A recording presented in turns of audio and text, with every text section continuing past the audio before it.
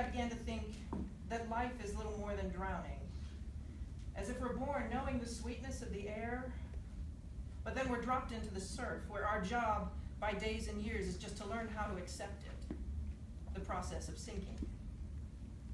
How to quit fighting and to breathe the water, breathe it in gulps with relish, to help us forget how horrifying drowning is. I've been curling up to watch the bubbles rise, limp with my own weight, hands over my ears to block the whispers of impossible that followed as I drifted downward, fact by fathom. This morning, though, I kicked convulsively. I kicked because someone reminded me that there's still air up there. And I'm not the only one who's tasted it. I'm not the only one who wants to breathe again. Someone reminded me how bright it is, how clear, how mesmerizing are the clouds reflected in the wet, triumphant irises of seekers who have fought to get above.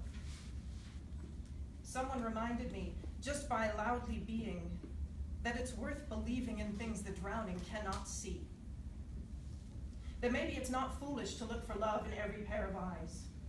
Maybe it's not weak to cry when someone offers up a passing kindness. Maybe giving more than you have doesn't make you a doormat, it makes you a saint. Maybe sacrificing for someone who doesn't care is noble instead of pathetic. Maybe it isn't odd. Maybe there's something beautiful about finding 7 layers of epiphany in a coat of cracked paint. Maybe a child's voice really is that magnificent. And maybe it matters. God, maybe it really matters that we're listening. Someone, without meaning to, reminded me that it's not crazy to kick toward the surface. It's crazy to think there's anything reasonable, sensible, logical in breathing water when there's such a thing as air. There's still air up there, remember?